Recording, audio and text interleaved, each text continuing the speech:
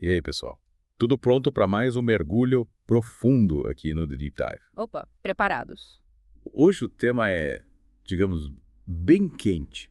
A gente vai explorar o conceito de inferno. Inferno? Nossa, esse assunto sempre causa arrepios, né? É muita curiosidade também. Verdade. A gente sempre ouve falar sobre isso, mas você já parou para pensar em tudo que envolve essa ideia de inferno? Pois é, as diferentes interpretações, como a ideia mudou ao longo do tempo. Exatamente. É um mistério que, bom, muita gente tenta decifrar. E a gente vai tentar dar uma clareada nisso tudo hoje. Um ouvinte mandou pra gente um blog chamado O que é o Inferno? Interessante. Que aborda a questão de jeito bem profundo, sabe? Com base em textos bíblicos. Oh, Então a gente vai usar ele como base para nossa conversa de hoje. Preparado? tô pronto pra desvendar esse mistério. Então vamos lá. Começando pelo básico. Vamos lá. Qual a primeira coisa que te vem à cabeça quando você pensa em inferno? Ah, esse é fácil. Fogo, demônios, almas penadas, sofrimento. Acertou. A visão clássica, né? Mas e se eu te disser que essa imagem foi construída ao longo do tempo, influenciada por interpretações e visões culturais, principalmente da Idade Média? Sério? Então quer dizer que essa ideia de um inferno de fogo e tormento, tipo, não vem exatamente dos textos originais. É isso aí, e é aí que o blog entra em cena. Ele desvenda a etimologia da palavra inferno, sabe? Não. E mostra que a origem do termo nos leva a uma compreensão bem diferente. Entendi. Lembrei agora que a palavra inferno vem do latim infernum, que significa profundezas da terra. Isso aí. E essa palavra, por sua vez, tem ligação com o grego Hades, que também se refere aos abismos ao mundo inferior. E aí a gente já conecta com a mitologia grega, né? O Hades, o deus do submundo. É isso aí. Uhum. Incrível como a linguagem e a história se conectam, né? Total. Mas o blog vai além, explorando outros termos que aparecem nos textos bíblicos e que às vezes são traduzidos como inferno, mas que na verdade têm significados diferentes. Tipo, Sheol, por exemplo, do Antigo Testamento, aparece 62 vezes. Caramba! E o que significa show? Em hebraico, significa sepultura ou mundo dos mortos, sem nenhuma conotação de tormento ou punição. Nossa, bem diferente do que a gente costuma imaginar. Né? Claro. Como se fosse um lugar para onde todos os mortos iam, independente de suas ações em vida. Uma visão bem mais, digamos, neutra da vida após a morte. Exatamente. Sem essa ênfase no castigo eterno. Faz sentido. E o blog ainda fala de outro termo tártaro, que aparece no Novo Testamento. Você lembra? Sim, lembra? Era um lugar específico, diferente de Hades. Isso, uma espécie de prisão para anjos caídos, sabe? Os demônios. É verdade. O apóstolo Pedro, na sua segunda carta, fala sobre Deus lançando os anjos rebeldes no Tártaro, aprisionando-os até o dia do juízo final. Exatamente. E é importante destacar que algumas traduções da Bíblia usam a palavra inferno no lugar de tártaro, né? É, pode gerar confusão. Toro. Mas o texto original em grego usa a palavra tártaro mesmo, indicando um lugar distinto, sabe? Para confinar esses seres. Interessante. E tem mais um termo importante para a gente analisar. Hiena. Eu lembro vagamente. O que me chama a atenção é que ele tem uma origem geográfica. Ah, me conta mais. Hiena vem do hebraico Nom, que se referia ao Vale de Nom, um local real ao sul de Jerusalém. E o que tinha nesse vale? Era usado para... Bom, digamos que para se livrar de coisas indesejadas. Lixo, basicamente, queimado ali constantemente. Nossa, e qual a relação com o conceito de inferno? Jesus usava a Hiena como uma metáfora para falar sobre as consequências do pecado e da maldade. Entendi. Então ele não estava falando de um lugar literal de fogo eterno. Isso, ele usava a imagem do Vale de Nom para representar a destruição, o sofrimento que o pecado causa. Faz sentido? Uma imagem forte, né? E é aí que a coisa fica interessante. O autor do blog argumenta que traduzir Hiena como inferno foi um erro, que acabou perpetuando essa ideia de um lugar de tormento eterno pelo fogo. Caramba, mas por que alguém faria isso? Ele sugere que essa tradução pode ter sido uma tática durante a Idade Média para incutir medo nas pessoas. Em manter o controle. É, faz sentido, né? Faz, usando a imagem real e, tipo, repugnante do Hiena para evocar a ideia de um inferno aterrorizante. Exato.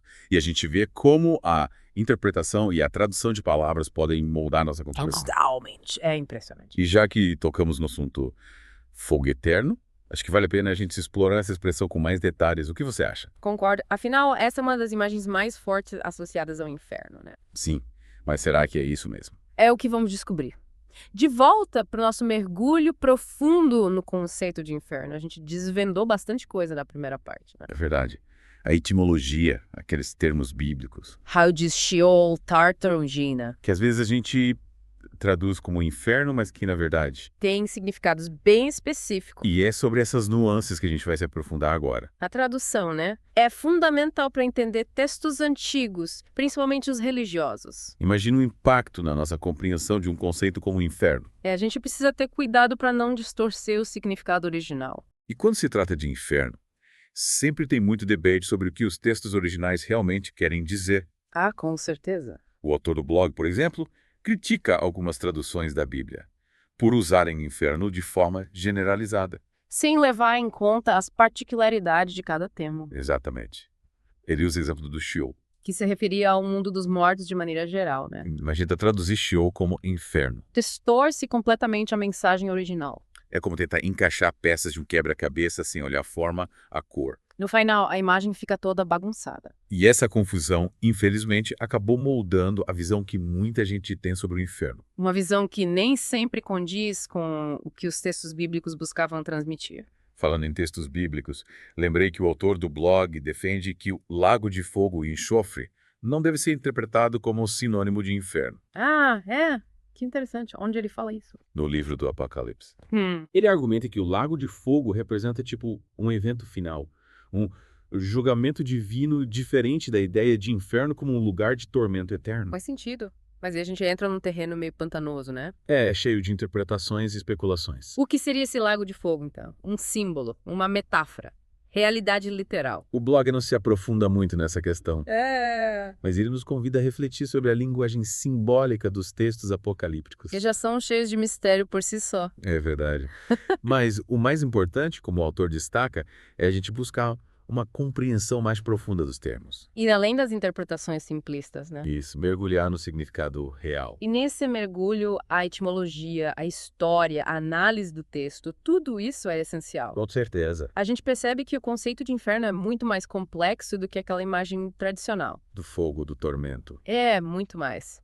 E essa complexidade nos convida a questionar, a pesquisar, a buscar diferentes perspectivas. Afinal, o conhecimento é uma jornada constante. E na próxima parte do nosso Deep Dive, a gente vai explorar justamente isso. As diferentes perspectivas sobre o inferno ao longo da história. Das visões antigas às interpretações mais contemporâneas. Uma viagem fascinante pelo mundo das ideias. É isso aí. Até a próxima parte do nosso mergulho profundo.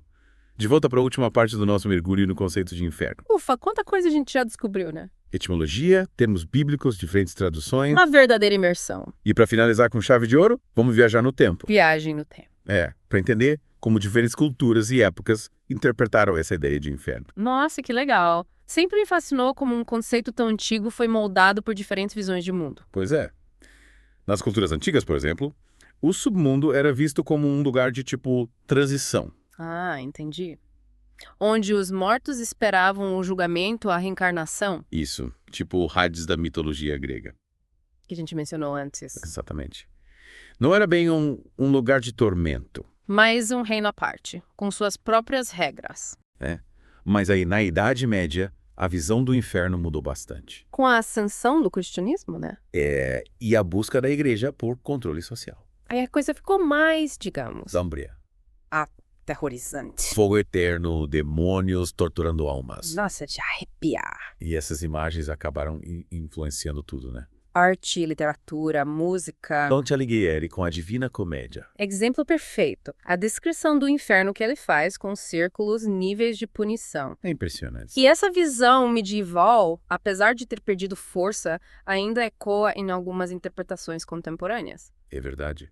Principalmente em certas vertentes do cristianismo. Mas, ao mesmo tempo, a gente vê uma busca por novas interpretações. Mais alinhadas com as descobertas científicas com a evolução do pensamento. O que nos leva de volta à importância da análise crítica dos textos bíblicos, né? Do estudo da história, da abertura a diferentes perspectivas. Exatamente. No fim das contas, o conceito de inferno é multifacetado. Em constante transformação. Cabe a cada um de nós construir a sua própria compreensão. Com base em estudos, reflexões. Isso aí. E chegamos ao fim do nosso mergulho profundo no conceito de inferno. Oh, uau, passou rápido. Espero que vocês tenham curtido a jornada. E que continuem explorando esse tema com curiosidade e mente aberta. Até a próxima. Exploradores do Conhecimento.